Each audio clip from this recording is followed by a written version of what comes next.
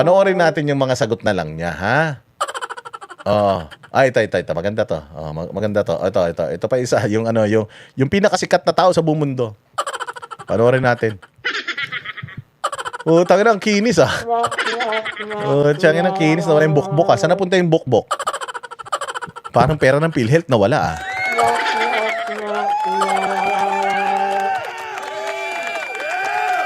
Ha? Oh, grabe naman. So, ito yung tanong ng Tiberos. Fair ba yun? Kayo ang mapaparusahan? Tanginan yan. Bobo talaga eh. Ang mga senador to, sabi ko, grabe, ito talagang pinakabobong senado sa history ng Senate. Ang ganda na palitada, no? Putang na, yung DPWH, hindi nila ma-perfect yung mga lubak-lubak dyan, pero ikaw na-perfect mo, paano mawawala yung mga lubak-lubak sa mukha mo, ha?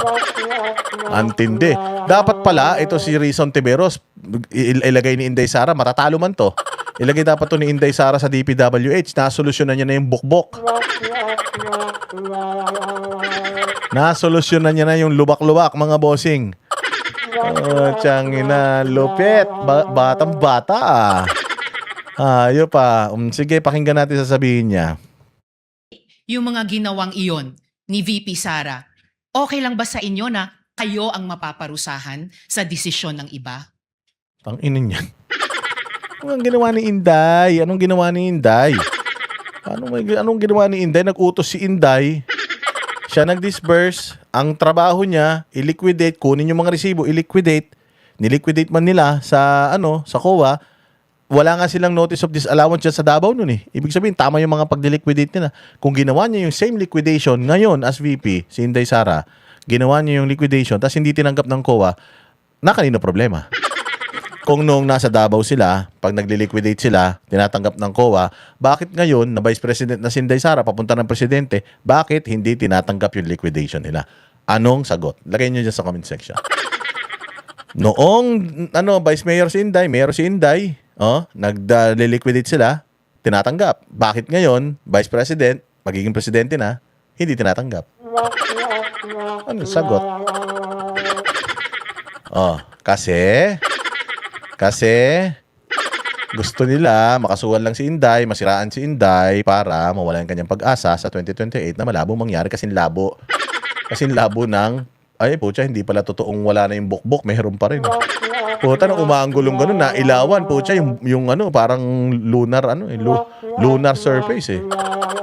Oh, di ba? I sent 1K, Jackie from Japan. Oy, Jackie from Japan, Jacqueline, Espina, mabuhay ka. Sana dumami pang mga katulad mo dito sa channel natin. God bless you. Jacqueline Espina, mabuhay ka. Salamat sa'yo. Ikaw na ang pinakamalakas. Kasi ako po ang accountable officer, ma'am. So okay lang po sa inyo, kayo po ang sasalo ng sisi ng iba.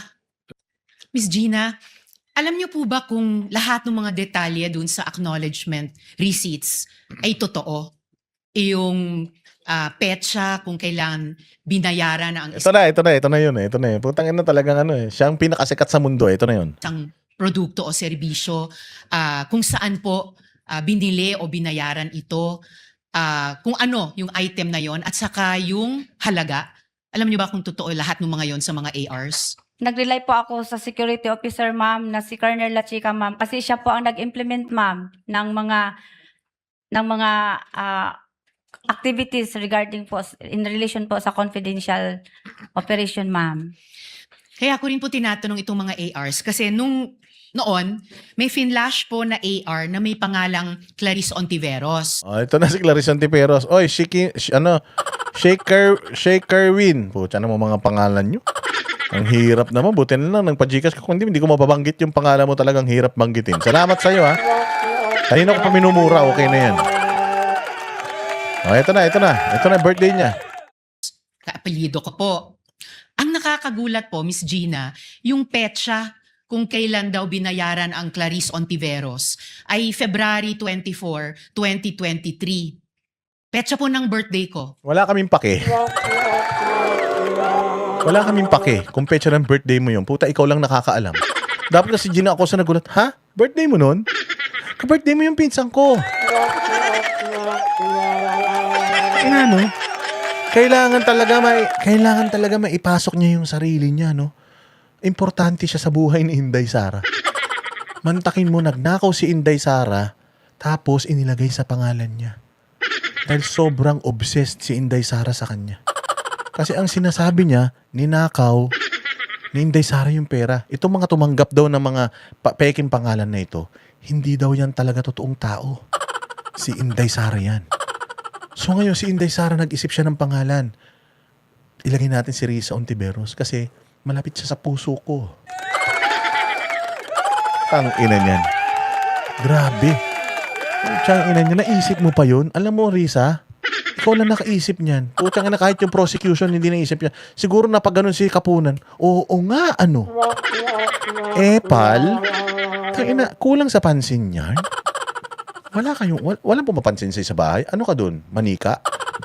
Multo ka? Walang pumapansin sa'yo pag naglalakad ka dyan? Walang pumapansin kaya nagpapapansin ka sa madlang Pilipino. Bert, kasi, Ontiveros. Tapos, hindi naman pangalan, Risa. Ontiveros lang yung apelyido. Tapos, tumanggap sa araw ng February 23. Alam niyo po ba na birthday ko yun? Si Gina ako, sabi ko, hindi ko alam, ma'am. Wala akong paki, ma'am.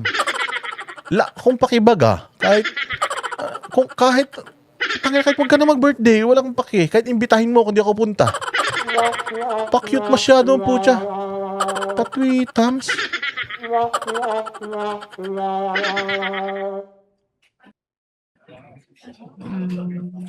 Napakalaking coincidence po. Hindi yun hindi yun sinadya. Yes, ikaw na nagsabi, coincidence. Coincidence, hindi umiikot Risa Ontiveros ang mundo sa'yo. Hindi lang ikaw, hindi ikaw si Eva, hindi ikaw ang pangalawa niyang ginawa. Hindi po ikaw yun.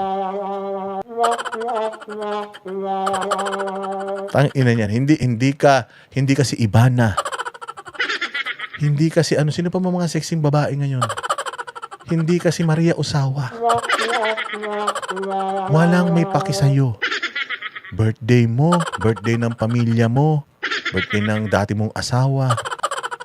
Mansa rin yung Nilyamas. Saan kayo unang bumili ng pirated na DVD? Kung ilang pirated na DVD yung binigay sa'yo ni Nilyamas nung di umanong dating kayo. Walang may paki. Kung may boyfriend ka ba ngayon o wala?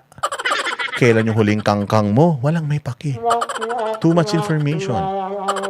Wala. Hindi ka importante. Risa, 0.01. Ganun ka ka-importante. Putang ina, buti nga sana kung 1. Hindi eh. Mas mababa ka pa sa 1. Munti ka na mag-negative.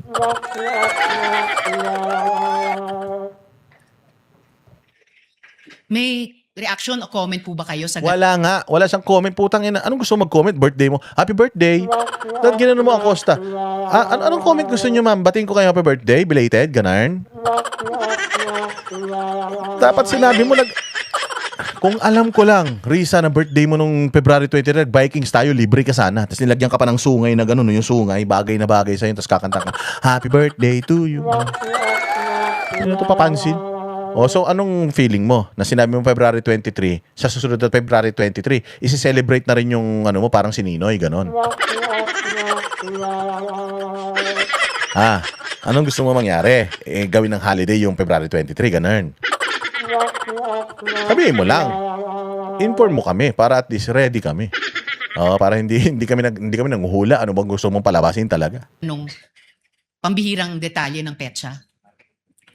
Tinanong ko na yung mga ganyan po na ERs, ma'am, biniverify at biniverify ko po kay Colonel La Chica. Hindi. Gusto niya makuha ang sagot kay dito. Birthday ko noon eh. Hindi mo ba lang masasagot yun? Dapat, Gina, ako sasagot mo. Hindi ko, ma'am, wala po nakakaalam ng birthday nyo. Sorry po. Ako, hindi ko alam birthday nyo. Palagi ko si Inday, hindi niya alam birthday nyo, ma'am. Hindi mo kayo magkaibigan. Lalo si Carnela Chica, shota mo ba yan dati? Kahit shota mo yan dati, palagay ko makalimutan yan yung birthday mo. Gusto niya makakuha ng sagot dun sa tanong niya na putsangin na siya lang magbebenepisyo. Risa, 0.01. Baka next week, 0.001 na yan. Para kang spaghetti, pababa ng pababa. Tapos ang sagot ni Colonel La Chica, Ma'am Gina, sensitive information po yon at saka confidential in nature. At saka din siya naman po, Alamang, baka yung birthday niya, si Llamas lang nakakaalam. Si Llamas na nakakaalam kasi nga, nireregaluhan siguro siya ng pirated na DVD, binili niya sa Cherry Pudarama. Oh, di ba? Kaya siguro. Oh, China, hindi ba naalala ni Llamas yung ano? Yung mga pangalan, kanina Sinuso, ngayon naman Llamas. Hayop na buhay to. Ready nyo. Ano ba yan? Di na tayo nagkita. Ano ba naman yan? Boss, pwede bang pa-super sticker pag nasa Pinas ka? Oo, pwede. Pwede. May GCash, may Palawan, may Cebuana. Pwede. Nakalink yan sa credit card mo. Ito, mo na. Nandito ka pa naman sa Pilipinas. Ready nyo. Inanom mo ko. Ininjan mo ko, ha? Ang may alam, siya po ang nag-implement po ng mga activities na in relation po sa confidential fund. At siya po ang itinalaga ni Vice President Sara Duterte na security officer po. So tinanong at verify nyo ito na yung petsa nung AR kay Clarice Ontiveros ay birthday ko. Napansin Taka na gusto niya talaga. Hindi, pasok natin. Birthday ko nga yun eh. Birthday ni Ontiveros. Gago. Hindi nga ikaw, hindi mo, nakalagay ba doon yung sa AR, it's my birthday today. Thank you for the gift. Wala mang ganon. Risa, hindi mo papatulan yung mga 100,000, 150,000, 70,000. Hindi mo papatulan yung Risa. Billion ang di umanong ninakaw mo sa PhilHealth, ha? Sabi nila, di ako nagsabi nun. Kwento-kwentuhan nila yun. Hindi man ako naniniwala doon. Hindi naman ninakaw ni Risa. Magnanakaw ba yan? Tinutino niya, no? Hindi mo papatulan yung mga ganun, Risa. Hindi ikaw yun. Hindi ikaw yun. At hindi rin nagkataon. Hindi ka inisip ni Inday, nila Chika, at kung sino man yung asset na yun. Hindi ka niya inisip. Ewan ko, baka pamangki mo yun or something. Porket, ikaw talaga, Risa, ha? Napaghahalataan ka. Porket yung pera ng confidential funds ginamit sa mga komunista, feeling mo, ikaw na yun. Feeling mo, ikaw na kagad, ha? Komunista ka ba? Kasi, tinan mo, binigay sa tao, sa intelligence, binigay yung intelligence fund doon sa asset. Yung asset na yan, baka asset ng NPA. Siguro, Ontiveros, NPA, tapos birthday niya, kinonect na sa kanya lahat. Saklap. Huli. nyo rin pala po na wow, parehong birthday dun sa isang Ontiveros. Tingnan niya ng birthday mo. Putang ina, Risa. Kailangan ba sabihin ni Acosta na hindi niya alam birthday mo? Ma'am, pwede ba yun? Pagtingin mong ganon, binigay nila Chika. Ano to? Ayan yung isang AR kay ganito Ontiveros. Anong date nito? February 23. Ah, okay. Kung hindi ka makilala ni Acosta, halimbawa pag ganon, Ontiveros, 23. Sakto ah. Galing. Galing. Bakit? Sabi nila Chika, bakit magaling? Sir, Ontiveros, 23.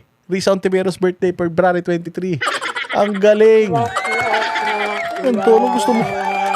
Gusto mo? Ganun ang usapan nila? Ikaw pinag-uusapan nila sa intelligence community? Ganun? Kulang ka sa aruga? Ha? Kulang ka sa... Wala kang boyfriend?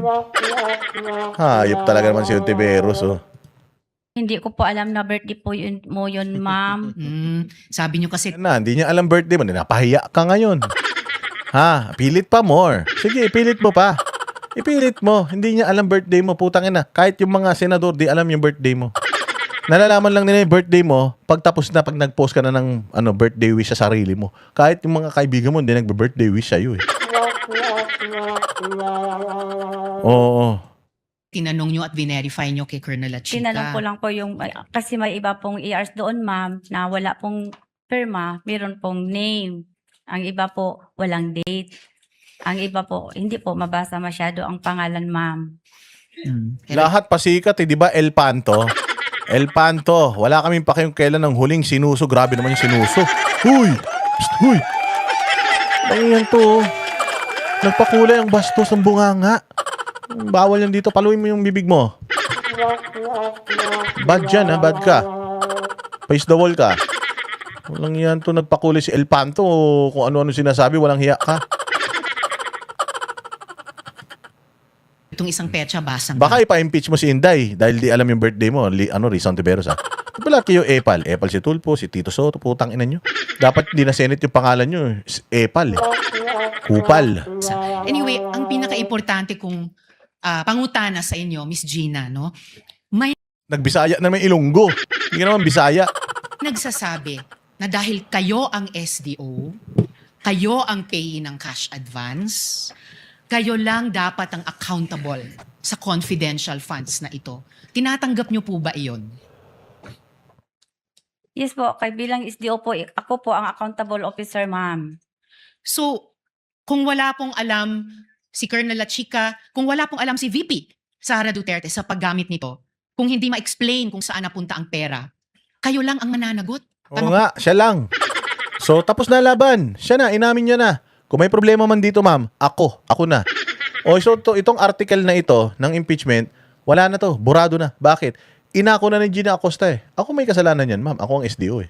Nakalagay man yun sa circular. SDO or the head of office. Ako man yung SDO.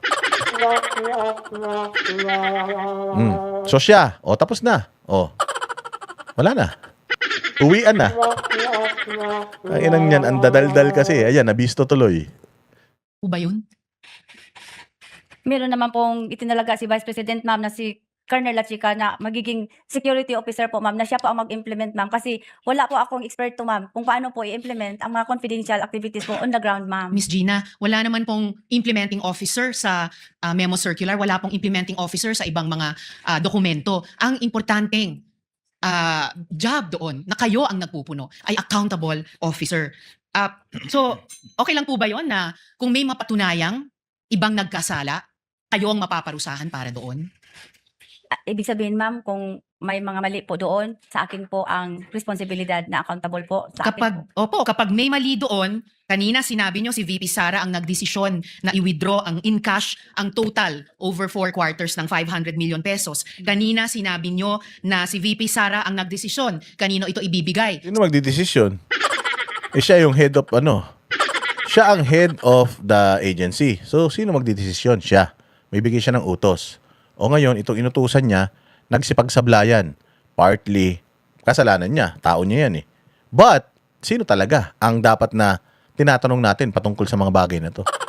Yan mga yan, sumasagot na nga sa inyo. Ba't pa pinipilit mo kasi si Inday? Inamin na nga ng tao eh. If something happens or if something is not right, kung meron sa tingin natin, ninyo, pare-parehas, na merong nasayang na pera, hindi ninakaw, nasayang, mali ang pagkaka-disburse, mali ang pagkaka-process, ako may kasalanan nun, ma'am. Trabaho ko yun eh.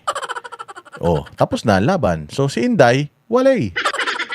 Wala siyang wala siyang liability. Siguro, moral obligation, moral liability. Pero pagdating sa, sa mismong proseso, walay. Tapos na, laban. Si Colonel La Chica, kung mapatunayan na mali yung mga ginawang iyon ni VP Sara, okay lang ba sa inyo na kayo ang mapaparusahan sa desisyon ng iba? Kasi ako po ang accountable officer, ma'am. So okay lang po sa inyo, kayo po ang sasalo ng sisi ng iba. Tangina niyan. Ilang beses mo itatanong yan? Ganun kakabobo? Sinagot na, tatanungin, sinagot, tatanungin, sinagot, tatanungin, sinagot, tatanungin, tapos magagalit kayo paulit-ulit. Kindly wind up, Senator. Winding up, Mr. Presiding Officer. Tama, fair po ba yon? May ibang nagdesisyon, may Gago yun ang batas. Sabi sa COA, SDO or the head of the office, head of the agency, or alaman niya yung responsibilities niya. Alaman niya yung trabaho niya, job order, job description, alaman niya. Ilang beses mo itatanong na kung may mali, sinong dapat managot? Siyempre siya ang yung jurisdiction niya yun eh. bang nagpagawa. Kaya lang kayo yung nakalagay dun sa blanco na accountable officer. Kahit hindi kayo ang nagdesisyon sa pag-encash, hindi kayo ang nagdesisyon sa ibibigay kay Colonel La Chica, fair ba yon? Kayo po ang mapaparusahan? Alam ko po, ma'am, na alam po ni Ma'am Vice President Sara Duterte ang ginagawa niya. I hope po alam niya ang ginagawa niya. And Alam nga niya eh. Sinabi na nga, alam niya ginagawa niya eh. Si Risa, isa rin eh. Lutang yarn. Uso ba talaga sa mga dilawan na maging gago? Uso ba talaga sa mga dilawan na maging tanga? Diyos mio. hope po maging fair ang kinalabasan nitong lahat ng proseso sa inyo. Salamat kaayo, Miss Gina. Ayun na, salamat kaayo, Mr. Chair. Sa poll, akala kasi nila, si Gina Acosta walang prinsipyo. Katulad ni Gutesa, katulad ni Bongbong, katulad ni Romualdez, katulad ng mga prosecution, mga walang, walang mga tawag dyan, budhi. Akala nila walang prinsipyo. Ito si Gina Acosta. Pinipilit nila na si Inday Sara nagutos sa'yo. Dapat siyang makulong, hindi ikaw. Pero paano mo tatraidorin yung isang tao na alam mo naman na matino? Ang hindi matino, itong mga gagong nandiyan dyan eh. O, ano ka ngayon? Risa. O, paano na yan? Wala na. Nganga na. O, ang sinasabi ko sa inyo. Sa susunod, gagalingan nyo. Ha? Galingan nyo sa susunod, ha? Yan ang mga stupid. Sino ang stupid? O, naghahanap ka. Tulpo ng stupid. Ayan o, nandyan o, si Risa Ontiveros. Paulit-ulit yung tanong. O, ayan na yung stupid. Nasa harap mo na. May bilat din yan. Si Tito Soto, stupid din. Tinanong na ng prosecution yung mga tinanong niya. Anong tawag doon? Stupid din. Kasi kailangan, pag nagtanong ka, you just need clarification sa mga hindi mo naiintindihan. So, ibig sabihin, tinanong na niligutan, tinanong mo pa, ano yun? It's either hindi ka nakinig or tanga ka talaga. Ganun lang yun. Panis. Si Boss Dada. O, di ba? Ganun tayo mag-vlog. At dahil dyan, mga bossing, gabi na. Mag-alas stress na dito. Baka naman pwede na tayo magpahinga. Bawi tayo ulit, ha? O, bukas, abangan nyo. Sumaya ba kayo? Taas ang kamay ng mga sumaya ngayong araw na ito. Pasensya na, ha, sa mga lumalabas sa bibig ko. Ganun lang talaga ako. Because nag-entertain tayo at the same time. Nag-re-react tayo sa mga walang kwentang mga bagay sa mundo. Diba? Oh, tayo kasi naging ano lang naman tayo, naging balahura lang yung bibig natin dahil balahura rin to mga pinanonood natin. Oh, kaya maraming salamat mga bossing sa lahat ng mga nagpa-Gcash. Grabe kayo, solid. Mahal na mahal ko kayong lahat. Kayo lang mahal ko. Tsaka yung nagpakulay kayo lang. Yung hindi nagpakulay tsaka hindi masyado mahal ko rin, pero hindi masyado.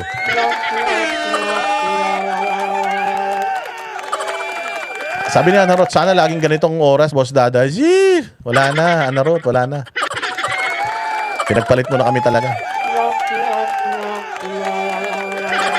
I-upload ko yung sinuso, i-upload ko talaga yun. Putsang na, nakakatawa yun eh. Thank you very much sa inyo. Mabuhay kayo, ha. God bless you all. God bless us all. Konting tiis na lang, mga bossing. 2028, gamitin natin yung ating kapangyarihan, yung ating karapatan para hindi na magkaroon ng mga senador na katulad ni Tulpo, Erwin Tulpo, Rapi Tulpo, Bam Aquino, Kiko Pangilinan, Risa Ontiveros, yung mga ganyang mga klase ng mga senador. Pucha, please lang. Please lang. Kapag ibinoto nyo pa yung mga yan po, tangina, wag na kayong magreklamo. Kung gusto nyong mamatay ang Pilipinas, matuyot talaga, magboto kayo ng mga ganyang mga tao. Pero kung gusto nyo maging maayos ang Pilipinas, maging maunlad ulit at bumalik ang tiwala natin sa isa't isa, magboto tayo ng tama. Ha? Antayin natin yan. Kami ang boses ng masa, hindi natatakot. Katotohanan lang, di kami nalulunod. Walang bahid ng sismis, lahat ay totoo. Kahit sino ka pa, pag mali ka babanatan ka. Walang pinipili kulay, wala kaming kinikilingan. Basta para sa bayan, kami lalaban.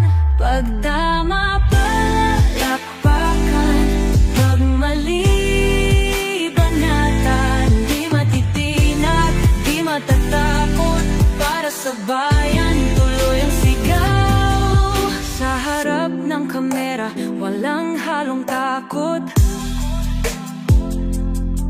Mga baluktot, lahat kayo'y tutumba. Ang hustisya at totoo